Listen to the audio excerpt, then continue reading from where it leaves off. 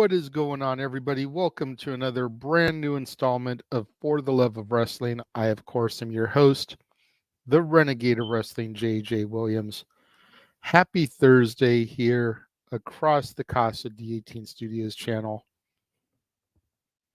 Going to be getting into some AEW Dynamite today. I do apologize for the tardiness today. Was a little bit behind schedule. I didn't even have my graphic ready, which you just saw at the start. Had to get that taken care of before I went live. But anyways, we are here today,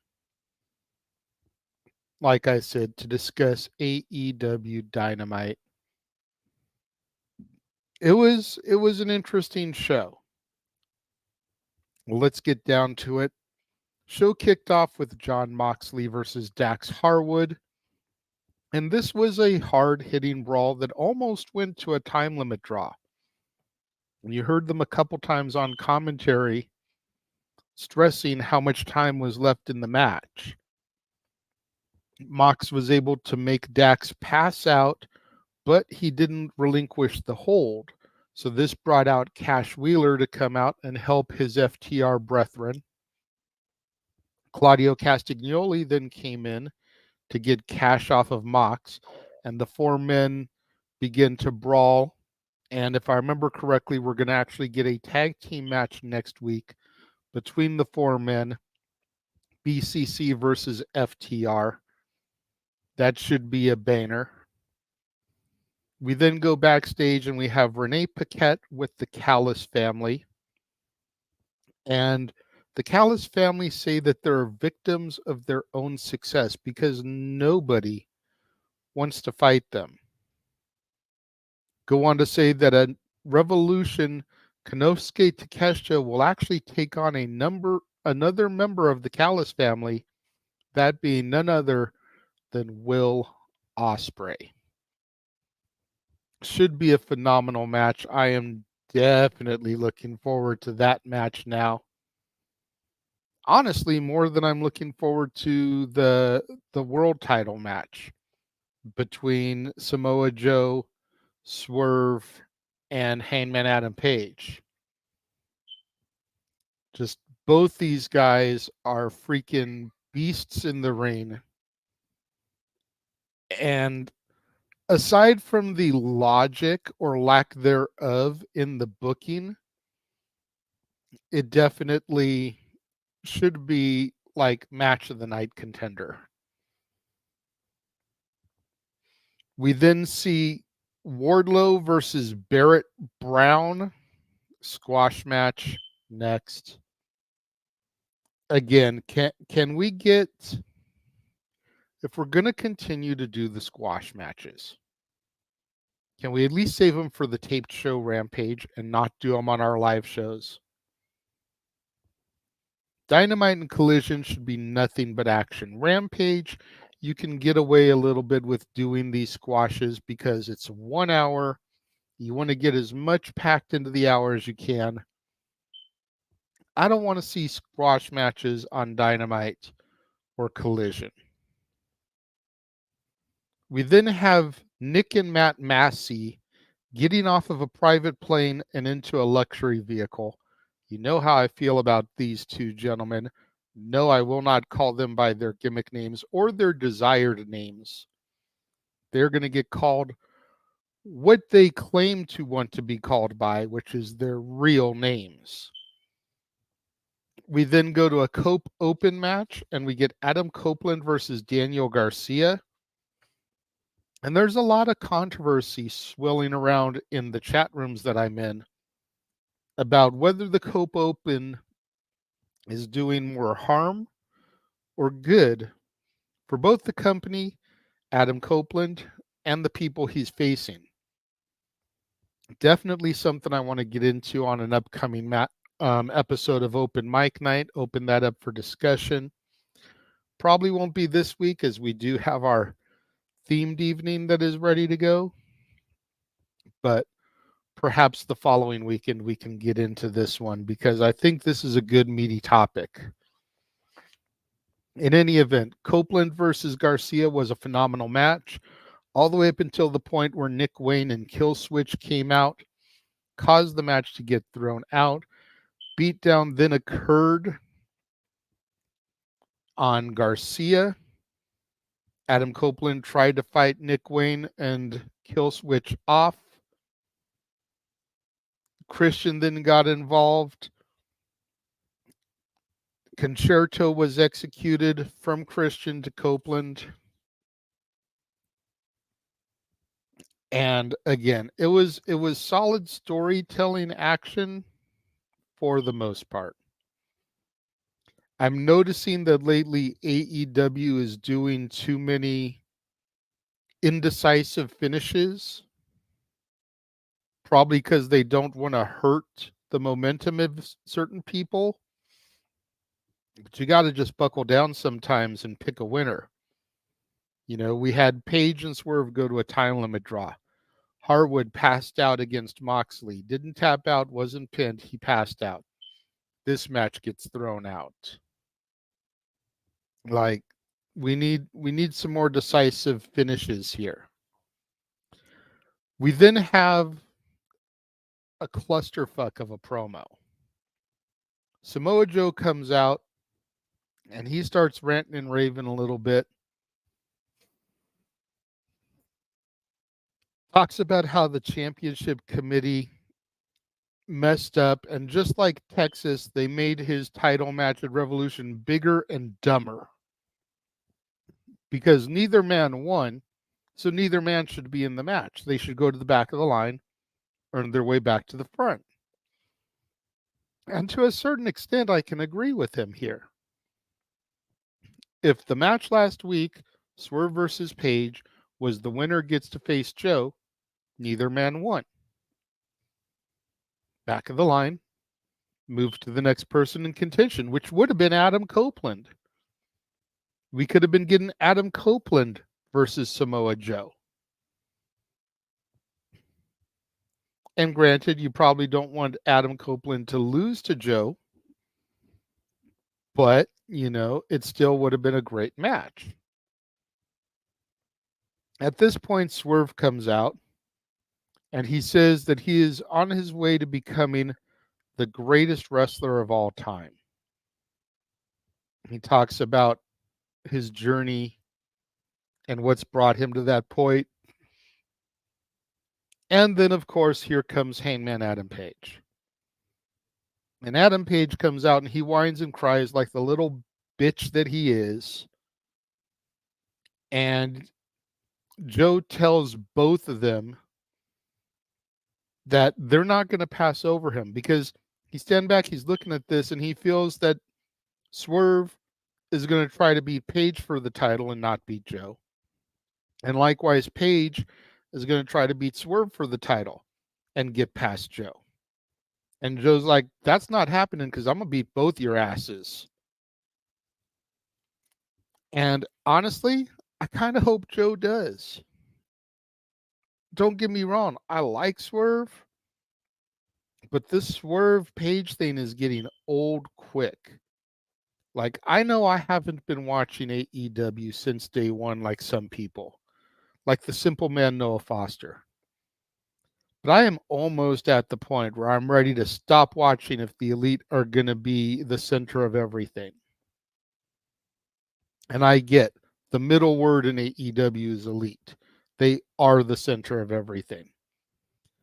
But if the primary storylines are going to circle and revolve around Hangman Adam Page and the Young Fucks, I'm done. I'm done until they stop being the central focus. I'm going to watch through Revolution at least because I want to see Sting's last match. But I'm definitely on the verge of being done with AEW for now. And hey, I was complaining about TNA taking my Thursdays, taking that night. I'll be able to pick up Wednesdays as a free night now if I stop watching Dynamite. We then get Tony Storm's latest movie entitled Wet Ink. This one is a talkie, not a silent film. And basically, it shows the tattoo that she has in common with Deonna Purrazzo and her very dramatically overacting as she gets her tattoo altered so that it can play into the storyline here with Deonna.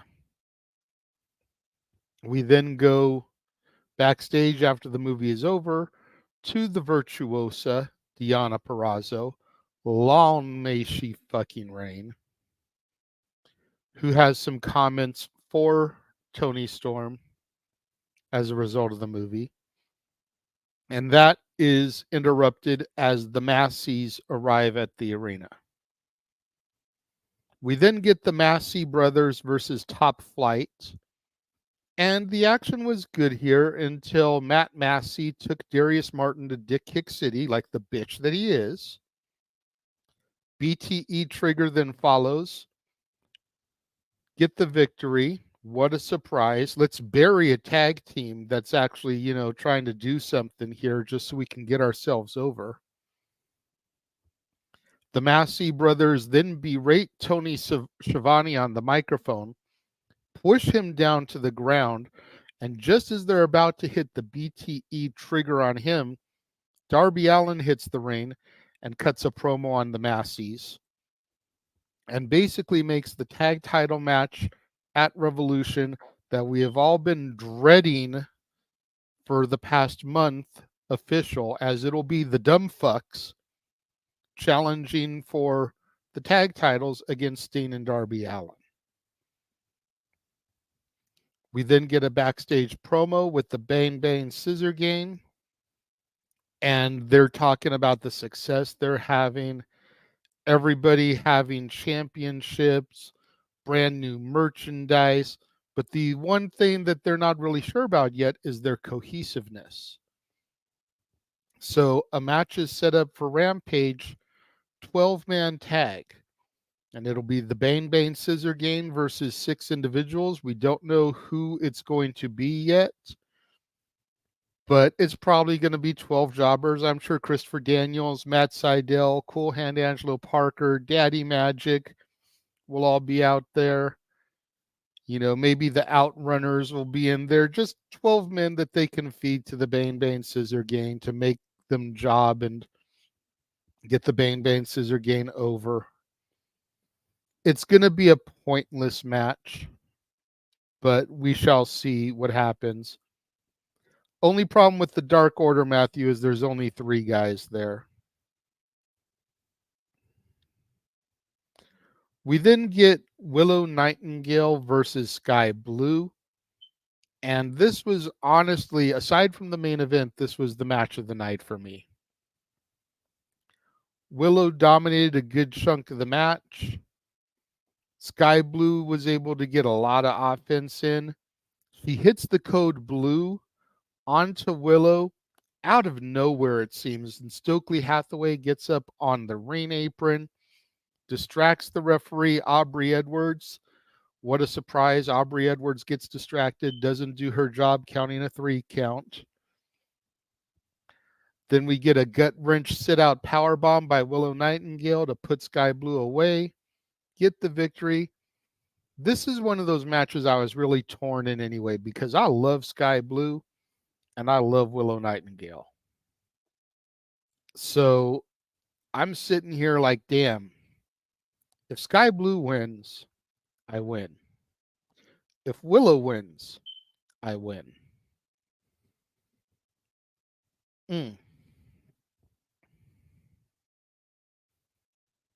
I will address this one. You damn right, Kyle Fletcher's a lucky man.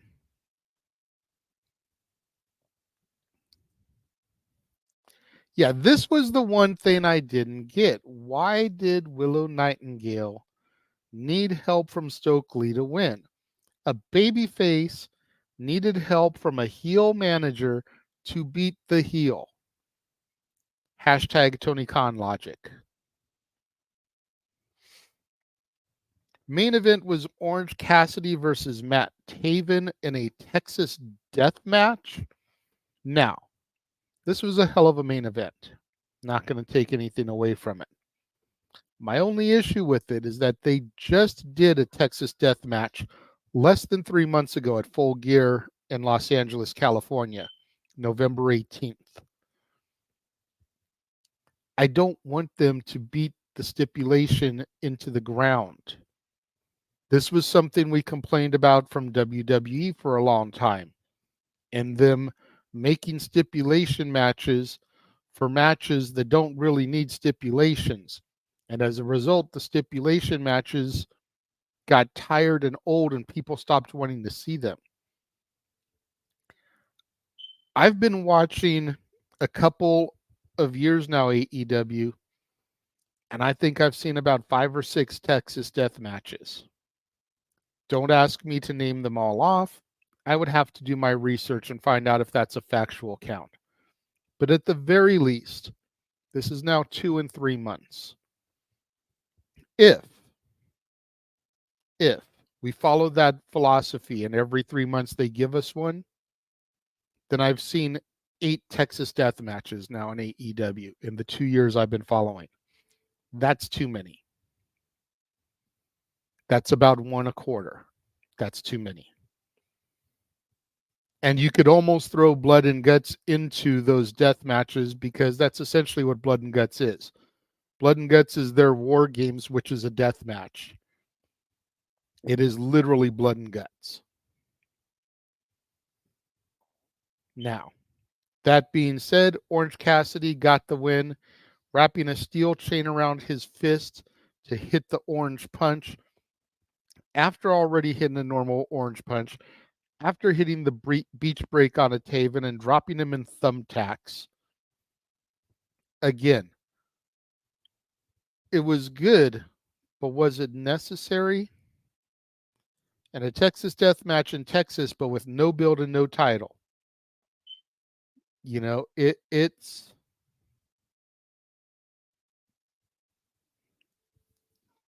sometimes I wish I could go inside the mind of Tony Khan and figure out what his logic is. But honestly, I'm afraid I'd get trapped in there and I'd never be able to escape. Again, all in all, I will say the Dynamite was a decent show. I'd give it a 7 out of 10. Too much focus on Paige and the Bucks. Squash match was unnecessary. And there was no real reason behind the main event other than it was a Texas death match in Texas.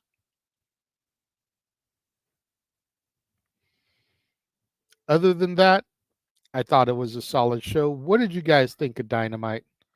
Let me know in the comments below. I'm going to take a quick commercial break, show you all the upcoming watch-alongs that are coming up across the multiverse of media, kicking off with No Surrender next week, and we will be right back.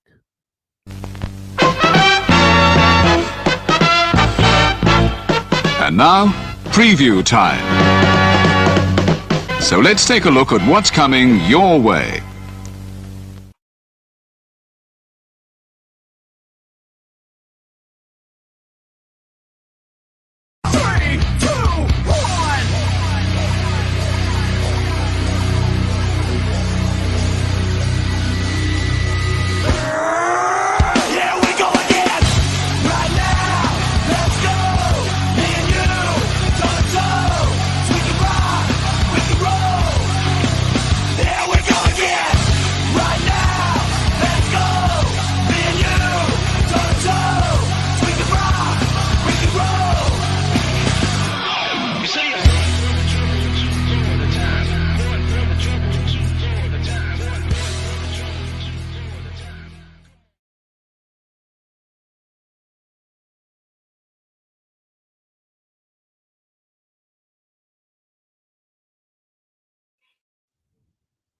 Looks like Matthew gives it a 5 out of 10, taking away 2 points for each of the Bucks and then 1 additional point.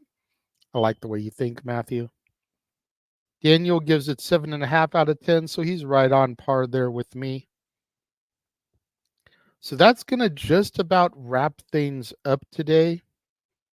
As I said, We've got watch-alongs next week as we'll be doing No Surrender Friday, February 23rd. Start time TBD.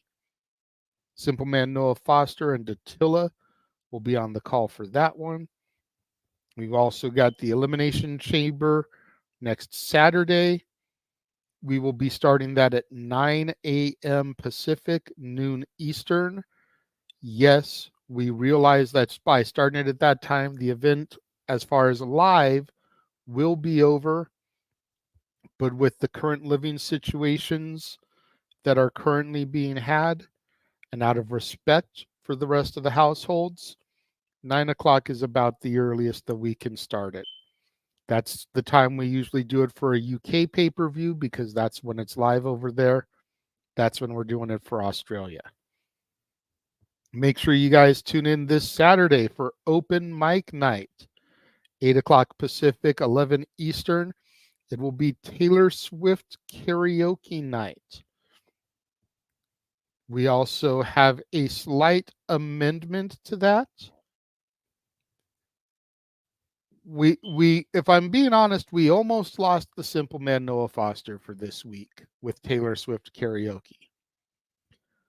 He was almost not going to do it, but we were able to convince him to come around to be part. However, Noah's name will not be on the wheel. The only way you can get Noah to sing this weekend is if you pay up the $25, you call the person, you call the song, and the song you have to pick must be a male sung love song. So he will not sing Taylor Swift. He will not sing any other female artist love songs. But you want to give him some Boys to Men. You want to give him some Usher. You want to give him some LL Cool J, I Need Love. You want to give him some Motown. Whatever love song you want him to sing, as long as it is a male artist, he will sing it and be part of the show. So that's the only stipulation that's been added. Otherwise, $5, you get to spin both wheels. We'll spin the name wheel. We'll spin the song wheel. $15, you pick who sings, and then we'll spin the song wheel to see what comes up. $25, you pick the person, you pick the song. Except for when it comes to Noah Foster, you can only get him to sing for the $25 tier. We've also got Meech's Musings should be going later on this evening. Jeff Meacham doing his thing as he always does. Don't be so sure that Noah's going to get a break, Daniel. There's quite a few people out there in the multiverse of media that will drop $25 just to make Noah sing. Hell, they might drop $100 to make Noah sing 4 times. So don't think that Noah is going to get a break just because his name isn't on the wheel. It just means that if people want it bad enough, they got to pony up for it. But yeah, Jeff Meacham will be live doing Meech's Musings today. So make sure you tune in for that. Make sure you guys tune in tomorrow. Same bad time, same bad channel. As I discuss tonight's episode of TNA Impact. And until then, thank you guys for joining me and tuning in. This has been For the Love of Wrestling. I have been the Renegade of Wrestling, JJ Williams, and I will catch you guys later. The Jeff Meacham Network's Multiverse of Media. For over 15 years, the recognized symbol of excellence and the standard bearer in coverage of sports and entertainment. Thank you, JJ. Appreciate you.